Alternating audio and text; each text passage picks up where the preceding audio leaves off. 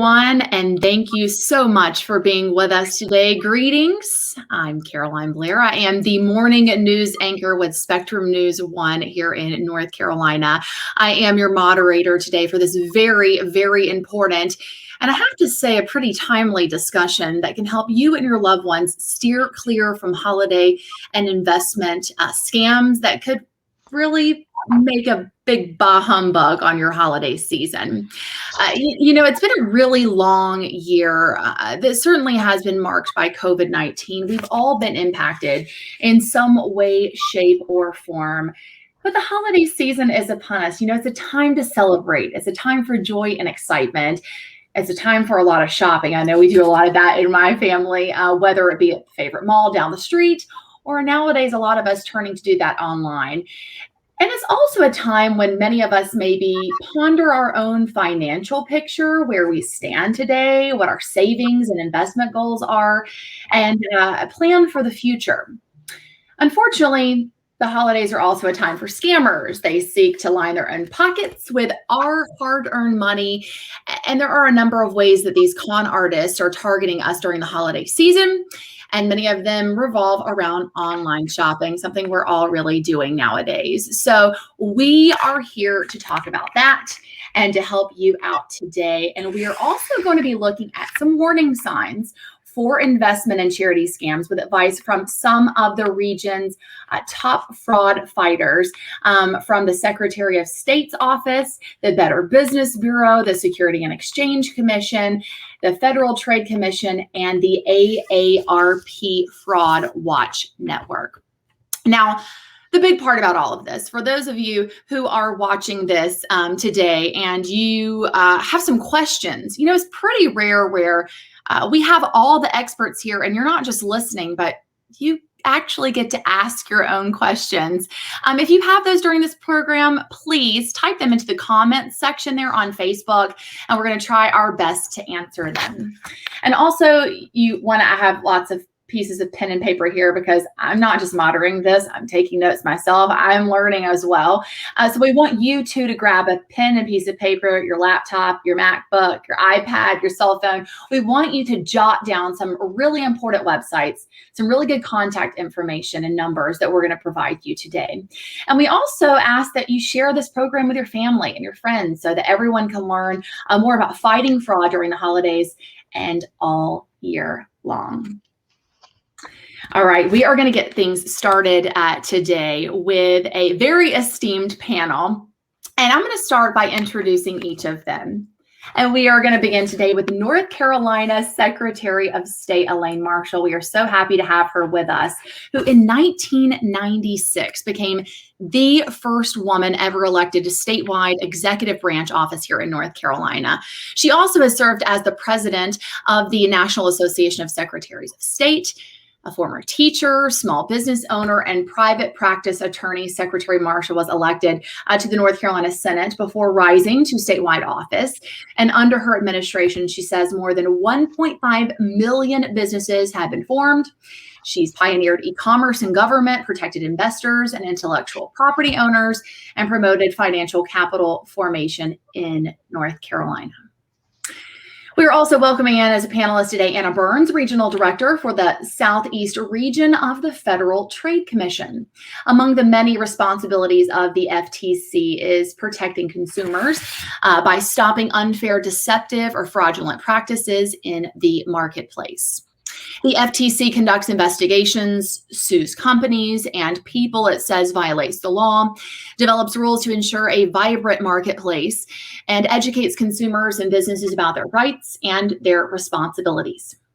And the FTC also collects reports on hundreds of issues of data security and deceptive advertising to identify theft and do not call violations, and makes them available to law enforcement agencies worldwide. I know we all have been dealing with a lot of those calls lately. Our next panelist is Ray Palacio, Securities Compliance Examiner at the Securities and Exchange Commission. After much success in examining broker-dealers in Florida, Ray was ultimately promoted to an examination manager position at the FINRA's Atlanta office. And in 2015, he joined the SEC as a compliance examiner with the Atlanta regional office. in order to expand his regulatory experience into examining investment advisory businesses. And then he has also been a certified fraud examiner since 2012. We welcome Ray to the panel. Up next, a woman that I work with quite often, Alyssa Parker, Director of Communications with the Better Business Bureau, where she oversees all marketing and communications efforts for the organization with the focus of promoting the BBB's mission of advancing trust in the marketplace. And finally, representing the AAP Fraud Watch Network, someone you may have seen on Spectrum News 1 this morning, as a matter of fact, talking about fraud and holiday scams. Michael Ullender, the director of AAP North Carolina. The AARP Fraud Watch Network is designed to provide both national and local information to help empower you and to help empower your family and your friends in the fight against scams. They do a lot of work with fraud as well. And you can find lots of useful resources and even sign up to get bi-weekly fraud alerts delivered to you by email or by text. Now, again, I mentioned this is all about you watching from home or work. We want to hear from you, but I am going to give you a chance to maybe get your thoughts together, come up with some questions, make sure you pose them here so we can see them. And I have some questions myself. I'm going to get the ball rolling with maybe a question or two for each of our guests, each of our panelists. And again, we want to hear from you, so we'll be getting to your questions very shortly. And I would like to start off today, if it's all right, with Secretary Elaine Marshall. Madam Secretary, my first question, why does it seem that so many scams flourish around the holidays? Well, first off, thanks for having this wonderful, wonderful seminar today. The crooks out there know our habits. They know that we tend to be a bit more generous during the holiday season. They also know that people tend to let their guard down and maybe not recognize the signs of giving scams. There are some people out there that feel in a financial pinch themselves around the holidays. They see a lot of joy and a lot of present giving, and they think, I can't do that because I've had an especially challenging year and a half. And that could make them more inclined to take on risky investments from a scammer, something guaranteeing high returns, which just don't happen. As North Carolina Secretary of State, I'm the cop on the beat for regulating securities and protecting investors. My agency's security division protects the state's investing public through registration, regulation, and most importantly, through education. By the way, crooks absolutely know that North Carolina is a fine place and it's a destination for retirees. So seniors are a major target for scam artists. Now, there are many reasons for that, but the biggest single reason is that they know that seniors generally have more money. They have it in savings and retirement accounts. But here's the point. You don't have to have a big nest egg to be targeted. Your regular Social Security check could be enough to attract the con artist's attention. So don't think that you're excluded because you think, I don't have a lot of money in the bank. Oh, great answer. I'd love to stay with you for one more question, if that's okay, because you're talking about retirees and our money and what we work our whole lives to save. How do investors protect themselves from scams? That's the most important question we can be talking about today. The first step is to spot them and then stop them by speaking out. There are circles of silence, cones of silence that con artists try to build around their scams. We have a great investor education team that holds community workshops and have mostly been virtual over the past year and a half. We also put out an electronic newsletter with information that the public needs to know. Having good information and a healthy dose of skepticism are essential in fighting fraud. So ask before you invest. Please don't believe in secrets. If somebody's touting this is really a top secret investment and they claim that other investment advisors and brokers don't know about it, put your hand over your wallet or your checkbook and don't walk, run. Remember, if a deal sounds too good to be true, it probably is. We always like to say, check before you write one. That means call our investor hotline at 1-800-688-4688 4507. I'm going to say that again. 1-800-668-4507 to check on that person asking you to make an investment offer before you give them any money. Our Securities Division staff can tell you if the person promoting the investment is registered to sell securities in North Carolina, and just as important, if that product is registered, because both of those things have to happen before it's a legitimate offering in North Carolina. I would add that holiday family gatherings may be a good time to talk about providing your investment firm, the person that's handling your stuff, with a trusted contact. That is somebody they can contact when a suspicious activity regarding your account is happening and the firm can't reach you. When you authorize one or more trusted contacts, they will not have the authority to manage your account or execute transactions in that account. But it does give you a layer of security on your investment accounts when you're not available to communicate with your financial firm. Always important to have those layers. Secretary Marshall, thank you so much for answering those questions. Up next, I think I'm going to turn to Anna Burns for our next question with the FTC. Anna, you may be able to help answer this one. Online shopping, most certainly, has been growing in popularity. I would beg to say if you're on Facebook right now, you probably do a little bit of online shopping.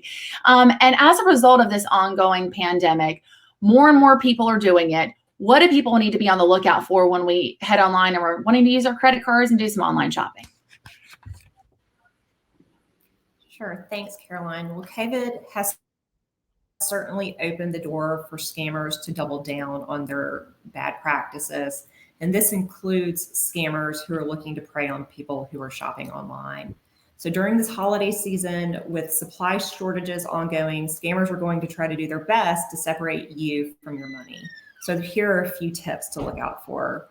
First, know who you're shopping with. Scammers are sophisticated. They have sophisticated websites that often look legitimate. So before you purchase anything online, go to your search browser, type in the name of the company that you think that you're shopping for or shopping with complaint or review or scam, and see what pops up. It's not enough to trust those reviews that you see at the bottom of their website, because those reviews are often fake and you don't know if they're from people who have actual experiences with those companies. You can also go to the Bbb Scam Tracker to see if anything pops up there as well. And also trust your gut. If the seller has deeply discounted prices for something that just seems too good to be true, it probably is. I certainly have had my own experiences shopping online where things seem too good to be true. My son wants a very hard to find Lego set for the holidays. And when I was shopping online the other day, I was definitely drawn to some of those discounted prices I saw.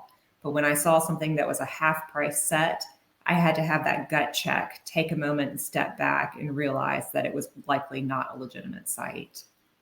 Also look at the terms of sale. Make sure you know what you're buying. Read the description carefully. Make sure that you understand what the shipping costs are, what the sales taxes are that you're going to pay, and any other additional charges. Make sure you understand what the product is that you're actually buying. And when you do buy it, pay with a credit card. There are laws that protect you when you pay with a credit card, so you don't have to pay for things that you don't ever get. And remember that there are laws, as I said earlier, that protect you. So the Federal Trade Commission enforces something called the Mail Internet Telephone Order Merchandise Rule, and it has protections for shopping online, including shipping dates. If the seller promises that they will ship you something and there's not a promised time, they have to ship it to you within 30 days. And that starts the clock as soon as they get your name, address, and payment. If the seller can't make it within this promised shipping time, they have to inform you of that and give you the opportunity to either cancel your order or agree to the delay. So know your rights. And if you do become victim of a scam, please report it to reportfraud.ftc.gov. I'm frantically over here taking notes on all of this. This is some really fabulous information. Anna, thank you so much for that. Ray Palacios with the SEC, I'd like to pose a question to you. Social media, the internet are being used to promote initial coin offerings or ICOs. That's something that I think a lot of us are hearing about. Not everyone quite understands what they are. What should investors be looking out for when considering an investment opportunity involving the digital assets that are out there? Yes, before I begin, I am required to say the same thing that many who have possibly attended this before have heard from an SEC employee. The views I express here today are my own and do not necessarily represent the views of the Commission and or its staff. Before I get into that, answering your question, for those that don't know, one of the SEC's primary functions is to protect U.S. investors. Our office is located in Atlanta, Georgia. We are one of 11 regional offices with the Securities and Exchange Commission. Our office covers Georgia, Alabama, Tennessee, North Carolina, and South Carolina. Three things that we do that are important to you as the investors is that we examine firms, broker-dealers, investment advisors, we enforce securities laws, and we communicate with investors via public events such as this one today. I specifically work as a compliance examiner out of the Atlanta regional office and have enjoyed the privilege of helping protect the investing public through examining registered investment advisors and broker-dealers.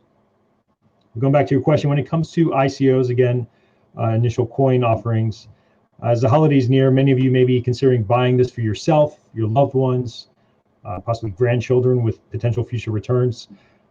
As with any investment opportunity, you should always ask questions and demand very clear answers from the individual selling it to you and or the website selling it to you. You need to make sure you understand how the item is traded, how are the returns generated.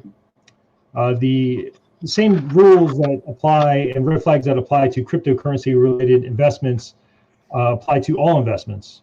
But be wary of promoters with guaranteed returns, pressuring you to act too quickly. And as to the other panelists literally just said, if something seems too good to be true, it's probably not true. You need to question that.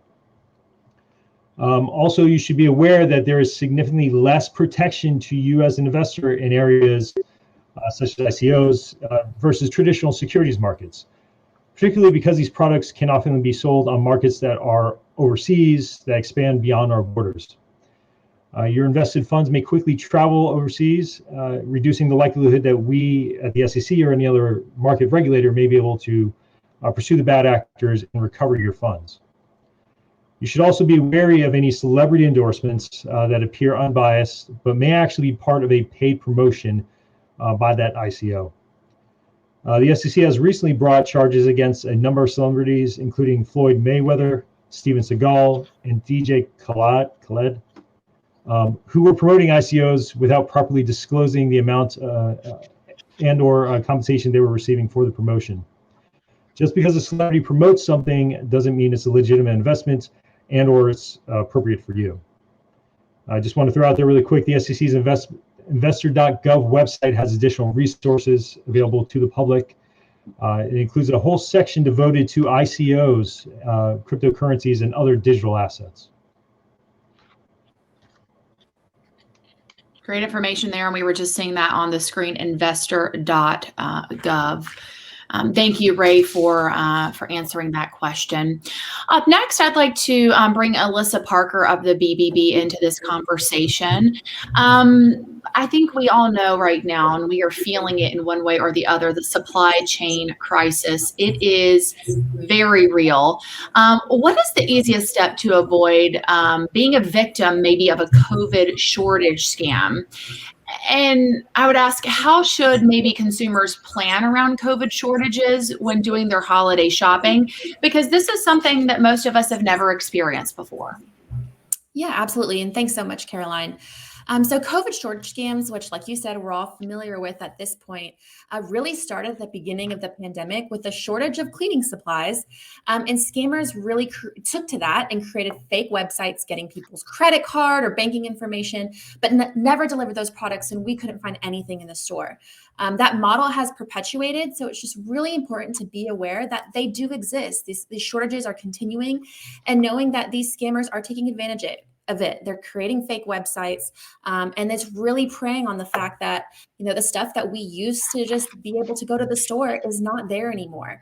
But the best way to combat that is just to be aware of the fact that it's happening, and really try not to wait until the last minute to purchase things. And don't panic buy. That's something that a lot of us have the urge to do, but absolutely not necessary. If your closet is full of toilet paper, no need to go get any more. We should just wait a little bit on that, and it'll help the situation. Alyssa, while I've got you, any idea when we can expect the COVID shortages to end? Any way of knowing, guessing, hoping on that? Yeah, so some shortages, we really actually expect them to improve soon.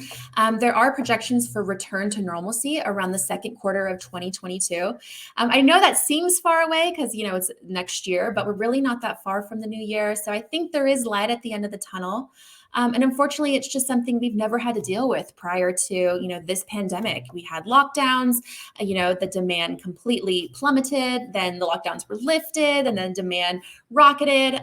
Supply chains just really took a massive hit, and it was, a variety of things of, the worker shortages, lack of key components or raw materials, but there is an end in sight. So if you can hold on until hopefully the second quarter of 2022, that is when we'll start to see normalcy. Everything won't be back to, what it was before the pandemic hit, but a little bit more consistent, which I think everyone can appreciate.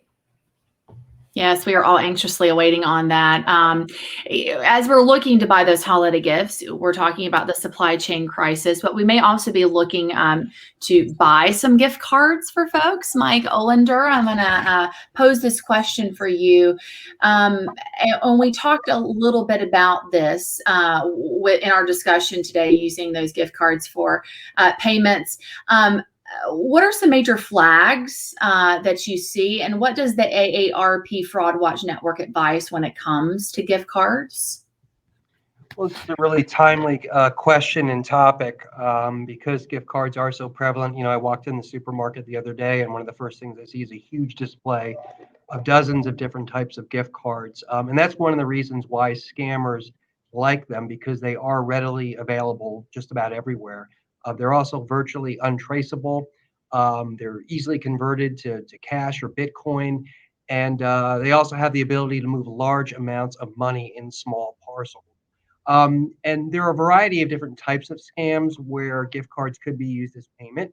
And the key thing to remember here, though, is regardless of the type of scam, if somebody is asking you to use a gift card as payment, as opposed to cash or some other type of a form of payment, that should be your immediate red flag. That's a very unusual thing for most people to encounter, but it's becoming more and more common.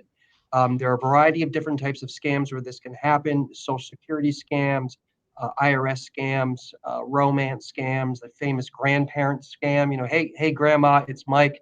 I need money. That type of thing, as well as sweepstakes and lottery scam. And the way it simply works is, you get some type of offer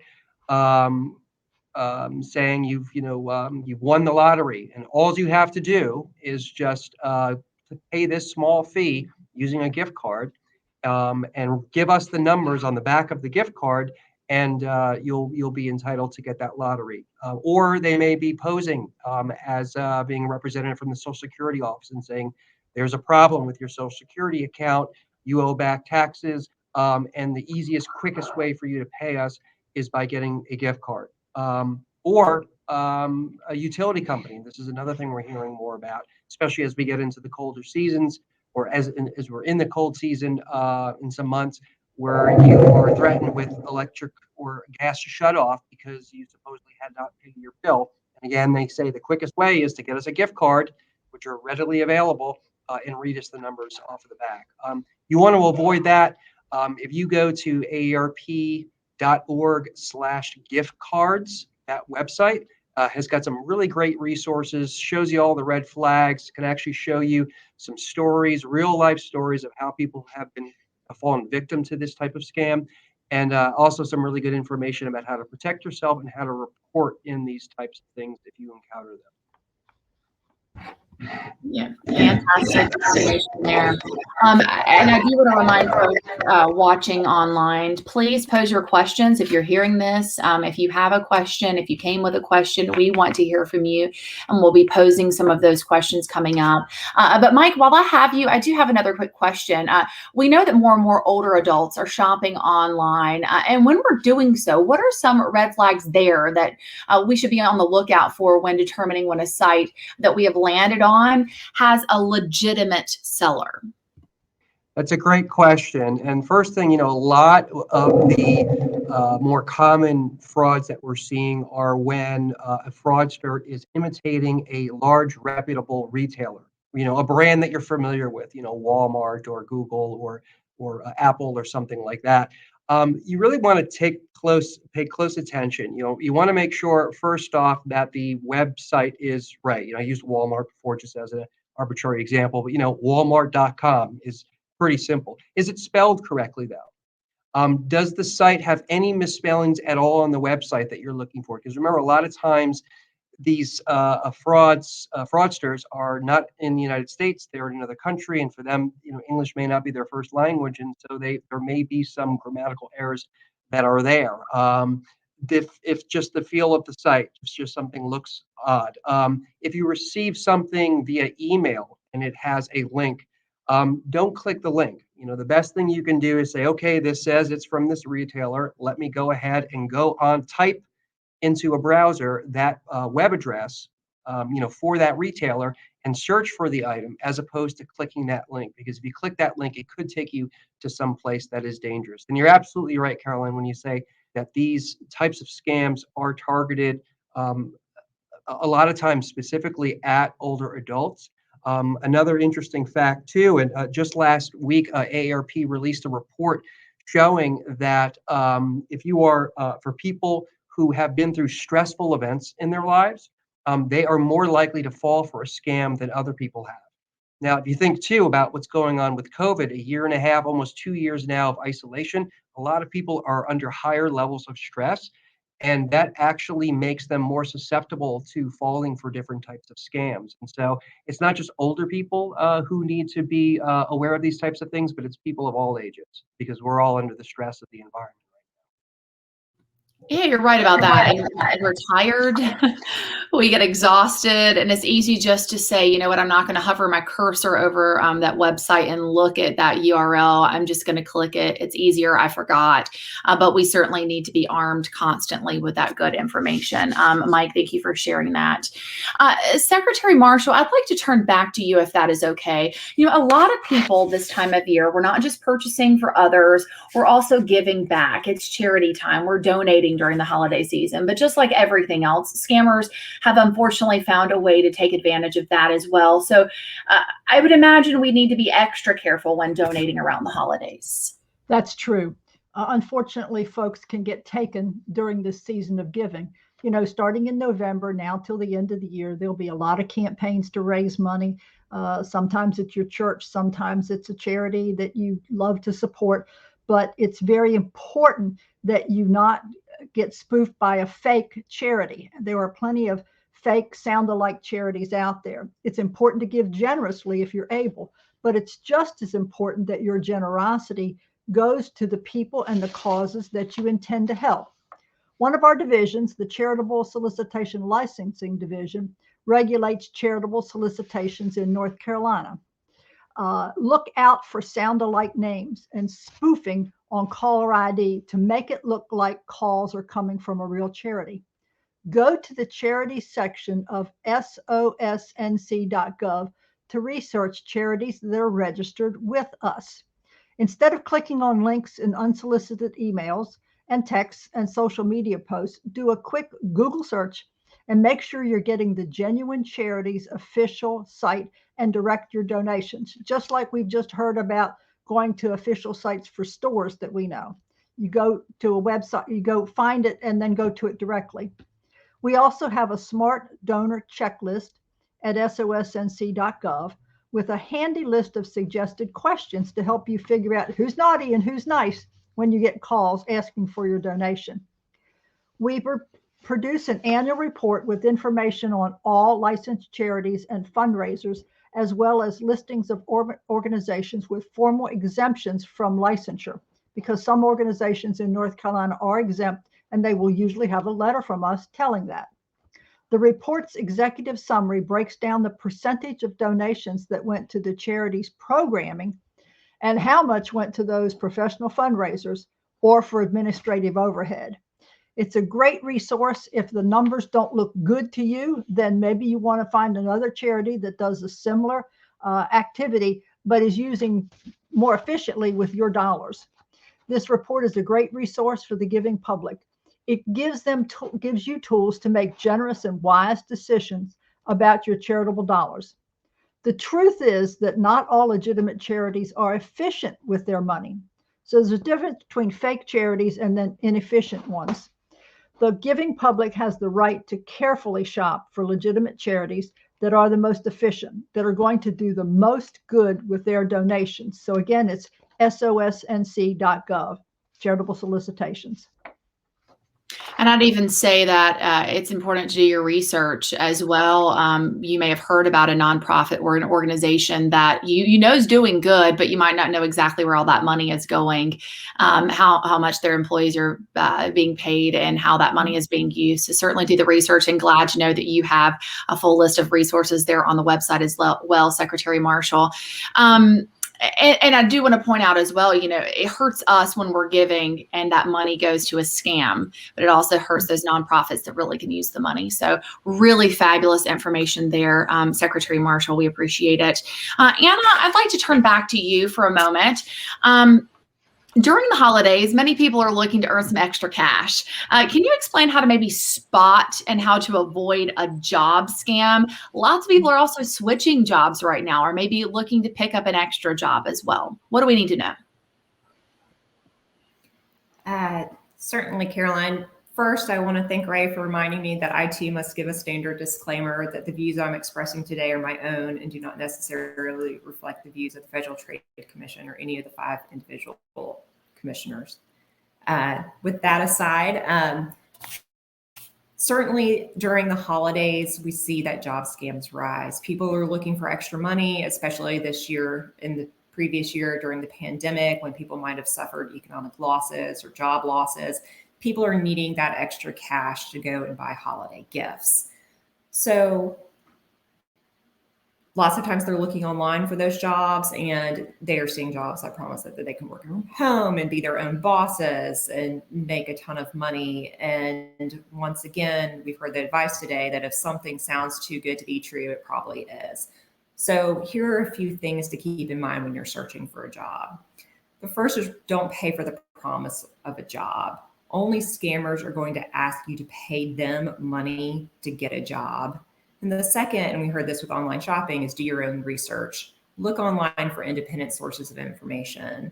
Although the company's website or ad may show testimonials or reviews from satisfied employees, those may be fake. So instead, look up the name of the company or the person who's hiring you, and likely both, plus the words scam or review or complaint, to see if the company is legitimate and if the job being offered to you is legitimate.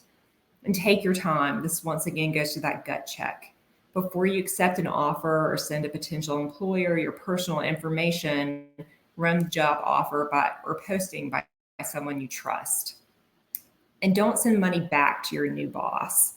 Often we're hearing about potential employers or new bosses are sending people checks. They're asking you to deposit it and then buy gift cards or send money back to your future boss or to someone else. And those are telltale signs of a scam. The check may look like it's cleared in your bank account, and then you're going ahead and sending that money along because the funds look like they're available, but the check is often fake. And once the bank discovers that, the money is already gone and you're left on the hook for it.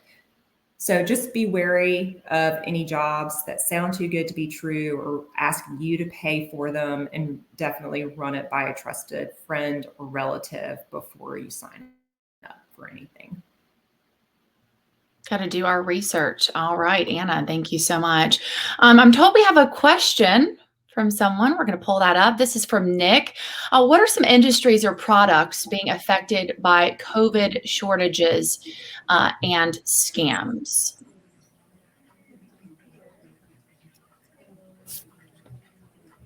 Let's see, Alyssa, would you be one to be able to talk about that? Yeah, I'll take that one on. We've really seen a lot of different industries affected by COVID shortage scams. Food, medicines, and really anything regarding electronics has gotten the brunt of that. And especially heading into the holiday season, we can expect a lot with the electronics, just because they may not be as readily available, and a lot of people want those for Christmas. So be on the lookout for those scams in particular. A lot of fake websites, a lot of fake advertisements, especially on social media sites. So you definitely want to just be aware that that is happening. And of course, do your research on reputable businesses as opposed to scams. You can find reputable businesses on bbb.org and understand if it's a legitimate business or maybe a scam. And you can also reference our Bbb Scam Tracker. If you go to bbb.org/scam tracker, it actually brings up an interactive map and lets you know all the scams that are happening across the country, but you can actually zero in all the way down to your zip code and know what scams are happening right around you. So that's just a really great resource as well. But those are definitely the types of scams regarding COVID shortages that we can expect as we head into the holiday season. Really great question there from Nick. We appreciate that. I'd like to pose a question now for Ray. We know, and we've heard this from each and every one of the panelists, knowledge is power. Information clearly our best defense against being a victim of any kind of fraud, but specifically a financial crime. With all the various types of investments out there, Ray, what else should the public maybe consider when looking into possible opportunities? Yeah, so the internet is absolutely flooded with, to your point, all types of potential frauds and so-called investment programs, right? There's a common type of fraud that's consistently existed throughout good times and bad times in the markets and the economy. We call those high-yield investment programs. But whatever you want to call them, they're typically usually a scam. These are unregistered investments, typically run by unregistered, unlicensed individuals, and they're often frauds. The hallmark of any high-yield scam is the promise of incredible returns at little or no risk to you, the investor. They might promise annual returns of like 30 to 40%. Some of these scams may even use the term prime bank in their program. If you're approached online to invest in any one of these, you should exercise extreme caution because, again, they are likely frauds. Social media is often used to hype these programs up. For example, in the matter of Shrestava and Kavari, the respondents allegedly used social media to promote their high-yield program websites, advertising huge, lucrative, handsome, and guaranteed profits with minimal risk. Additionally, according to the commission's order, they created a Facebook page and a YouTube video that promoted the high-yield program website and advertised supposedly daily returns of 1.5 to 2%. That's daily returns, which is extremely high, and again, not very likely at all. We all know that how much time and energy we actually put into making money we have, especially if we're getting close to retirement. When something feels too good to be true, again, I'm repeating the same thing, probably isn't. If someone has been registered with the SEC or registered as a broker-dealer investment advisor, you can easily look them up on your own. Just go to brokercheck.finra.org. BrokerCheck is actually a free tool to research the background and experience of financial brokers, advisors, and firms. Please try to remember, just because someone doesn't have any disclosures on their BrokerCheck, though, it doesn't mean that they can't be peddling a scam. It's always a good idea to get fresh eyes on the investment and the opinion of a family or trusted friend that actually understands what these potential investments are that, again, they're peddling to you or trying to sell to you. Taking this extra time to do your own personal research can possibly protect your hard-earned money and can make all the difference in the world for yourself and your retirement.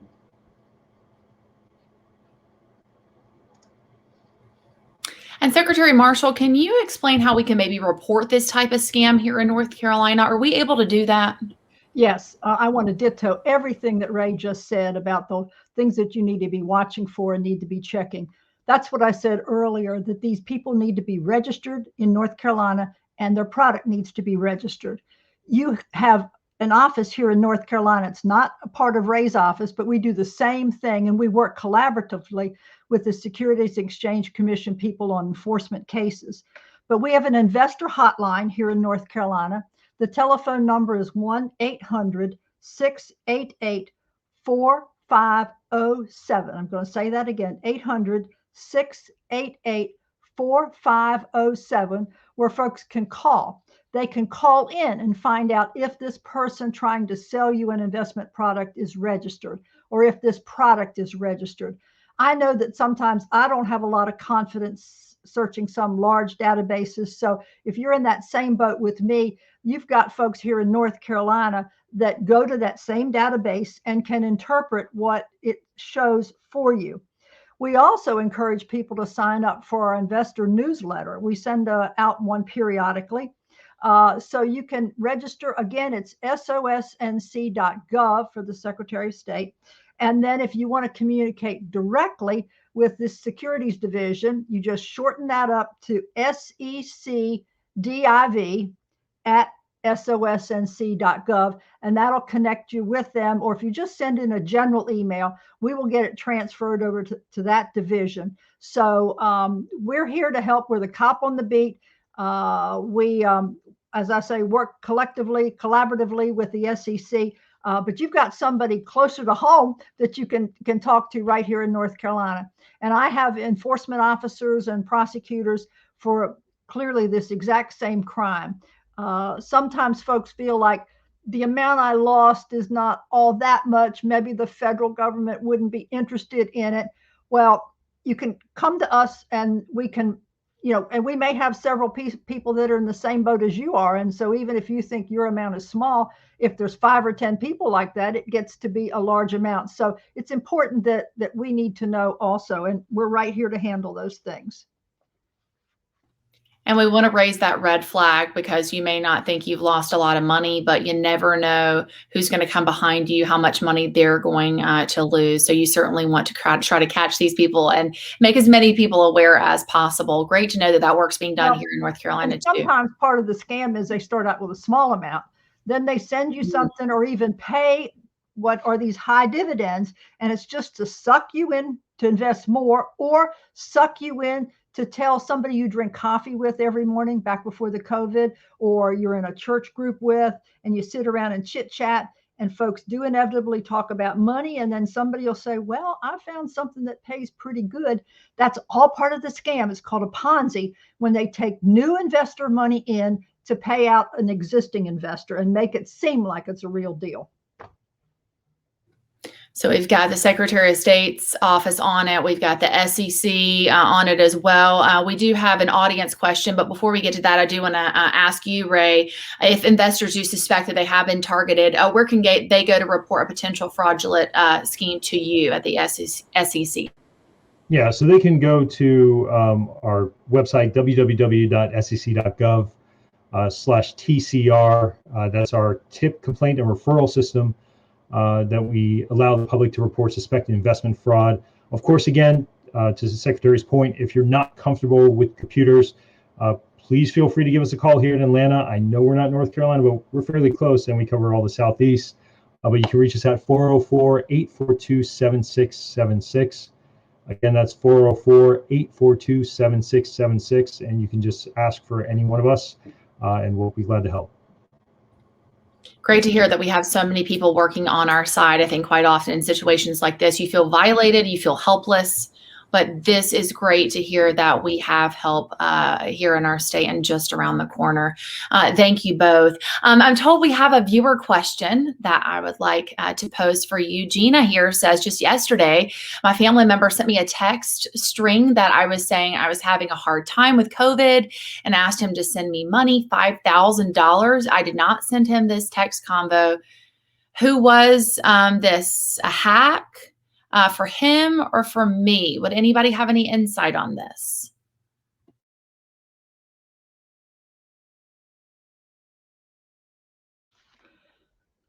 I might have a thought. I don't know that it's insight.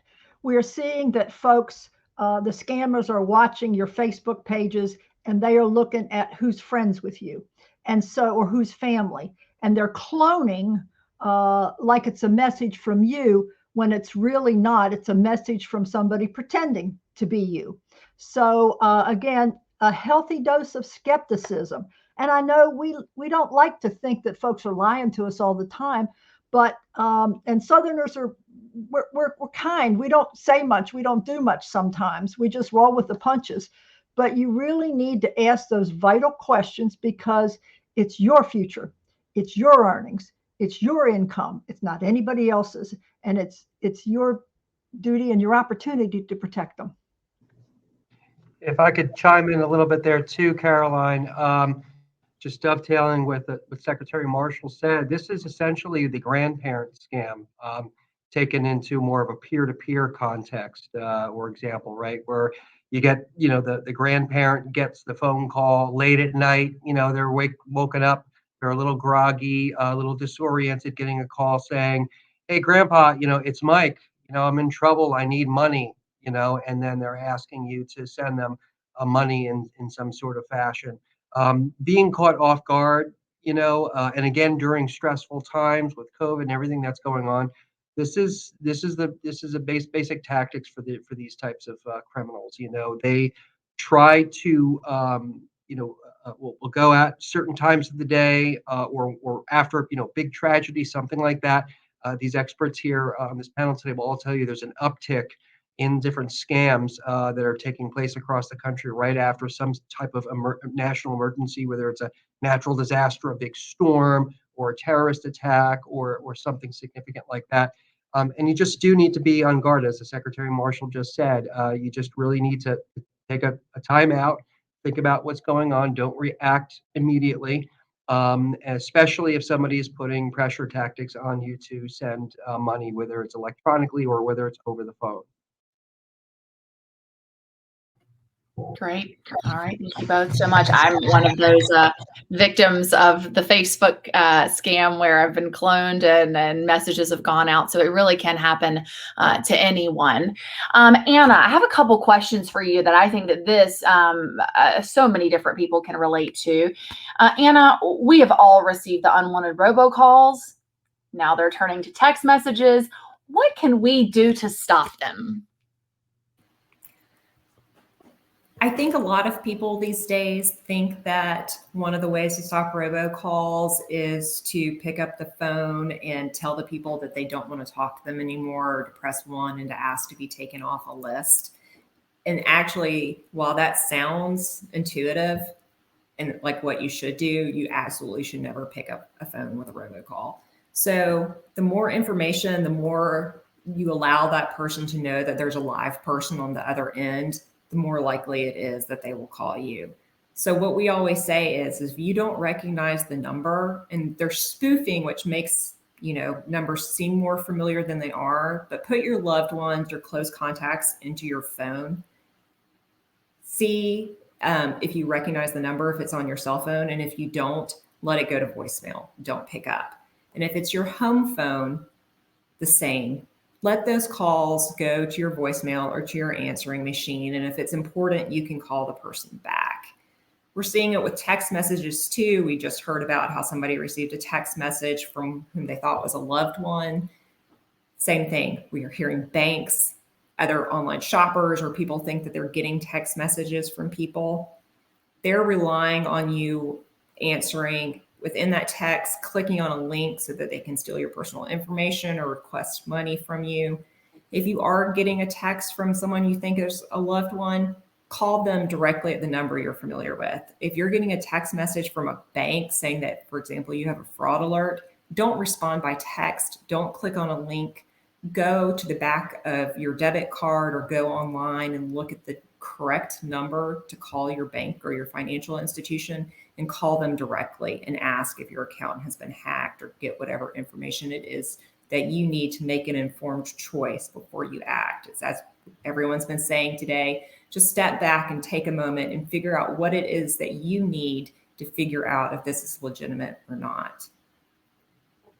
Oh, you just answered my second question right there. So thank you so much, Anna.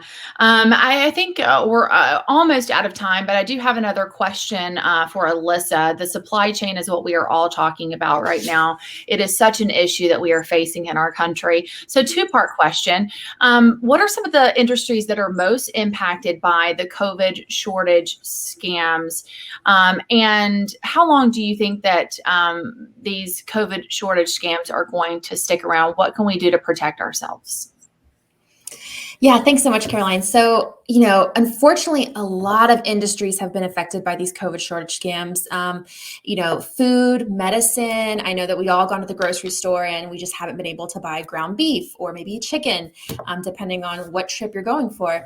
And especially as we go into the holiday season, expect a lot of electronics to really take the brunt of those COVID shortage scams, because people know that it's not available in stores, or scammers know it's not available in stores.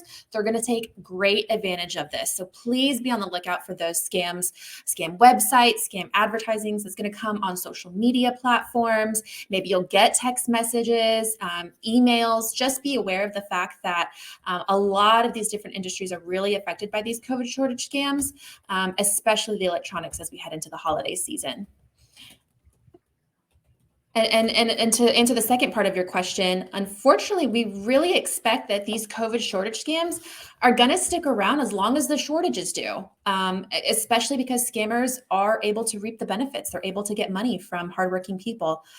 So, I mentioned earlier that we're expecting COVID shortages to really curtail the second quarter of 2022. We hope that as the shortages, come to an end or become a little bit more normal, or we go back to normalcy, that we'll see these COVID shortage scams end as well. But, I think, like I said previously, if scammers are successful, they're going to continue to do it. So the best way to really try to avoid these COVID shortage scams is just to educate yourself, know those red flags of a scam that everyone's been sharing today, and just make sure that, you're not falling victim. It's okay to take a break, take a step back. You don't have to panic buy or anything like that. Better safe than sorry. All right, Alyssa, thank you so much for that. For me, this truly has been eye-opening, and I hope you at home have learned a lot today as well through this discussion, facilitated by the presenters and the AARP Fraud Watch Network. Today's Q&A was really just designed to provide both national and local information to help empower you, your family, and your friends in this fight against scams and fraud. When you do get the chance, maybe you can visit some web pages. We've been popping them up there on the screen, one of them being the AARP.org/Fraud Watch Network. Lots of really useful resources there, as well as their hotline, 1-877-908-3360. And I'd like to allow each of our panelists to give some closing remarks, some information that you may need to know. Secretary of State Marshall, can you give us some parting thoughts? Yes, I can. This is a great season of festivities and family activities. It's time to take advantage of them. Talk through your family plans, your giving plans. Something we didn't discuss is perhaps advanced healthcare directives. That's an important thing that folks can talk around the Thanksgiving or Christmas or other holiday table. But as everybody has emphasized, slow down, take that breath, be a little bit skeptical, check behind somebody, and if it sounds too good to be true, it is. And we invite you to participate in our education seminars, because we'd rather prevent the crime than try to go solve it, because frequently we cannot get most of the money back. Sometimes we can't get any of it back because these scams, the operators just use that money to perpetrate the scam and make it look good. So the money is wasted away. So please be very careful with your investments, with your holiday giving, and have a joyous holiday season. And arming ourselves with that proper information will allow us to do just that. Secretary Marshall, thank you. Anna Burns with the FTC, any closing comments? The FTC received reports from consumers last year that they were harmed up to $3.3 billion by fraudulent scams. More than $246 million of that was with online shopping. So really, go and investigate when you are online shopping. Look at the tips and go to the websites you heard about today, and know that you're not alone. If you do become a victim of a scam, please do report it at reportfraud.ftc.gov. We certainly are not alone. We have learned that today. Alyssa with the BBB, anything you would like to say? And also, can you explain how maybe we can look up a business if we're interested in doing that? And then also, again, about the scam tracker. Yeah, absolutely. So our scam tracker is an interactive website. It brings up an interactive map. You can really go all the way down to your zip code, see the scams that are happening in your area. You get a description of the scam, how much money was lost. And we're actually able to take information from that and data on the back end. And we're able to tell that older adults are actually the most targeted group, age demographic for scams, but millennials are actually lose the most money. So, just being prepared for scams is something that anybody in any age group needs to be aware of and make sure that they're protecting themselves from them. And as far as looking up trustworthy businesses, a way to avoid scams is to be proactive and make sure that you are working with a reputable company. And you can do so and find those reputable companies at bbb.org. It's a free website. It brings up business profiles on over 75,000 businesses just from our service area alone, but over 5 million across the country and into Canada and Mexico. And it's just a really great one-stop shop to, look up a company's complaints, their letter grade, just to see how they've had past consumer interactions. So you make sure that you want to do your research ahead of time to find that trustworthy company. I've used it myself. It's a great resource. Ray Palacio with the SEC. Anything else you'd like to add? Yeah, I just want to again reiterate during this holiday time, if you're thinking about investing for yourself, for your loved ones, grandchildren, your children, to always question and again, just be skeptical before you throw your money at something. Again, you could always call us directly at 404-842-7676. Again, we do cover North Carolina as well as everywhere in the Southeast, except for Florida. But you could also go to sec.gov/TCR if you're wanting a place to potentially report harm doing or harm that you feel that somebody's done you wrong with an investment opportunity. All right, thank you, Ray. And Michael, how can we get fraud alerts and sign up for more information? Best place is to go to aarp.org/fraud, and that will take you to all of our information. Of course, AARP is not just limited to North Carolina, but we are nationwide. And as so many frauds are targeted at older adults, we have a tremendous amount of resources that are there. I also want to highlight November. We're into November now and approaching Veterans Day. For AARP, it is Veterans Appreciation Month.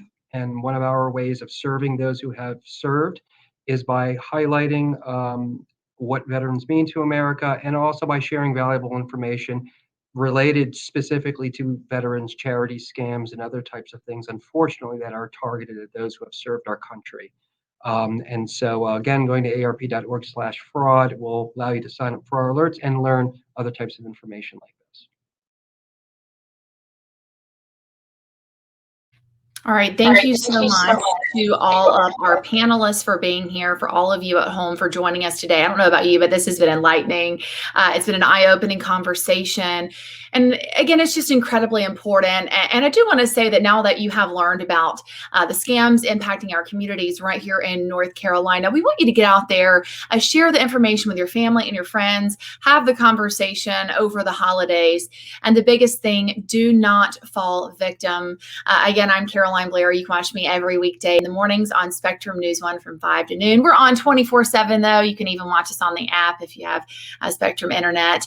And we just appreciate you joining us. You've heard from all these experts, incredible resources online and by telephone. Reach out if you ever have any questions or concerns. And the biggest thing we all can do is arm ourselves with knowledge and report those scams. Thank you again for being with us. And happy holidays.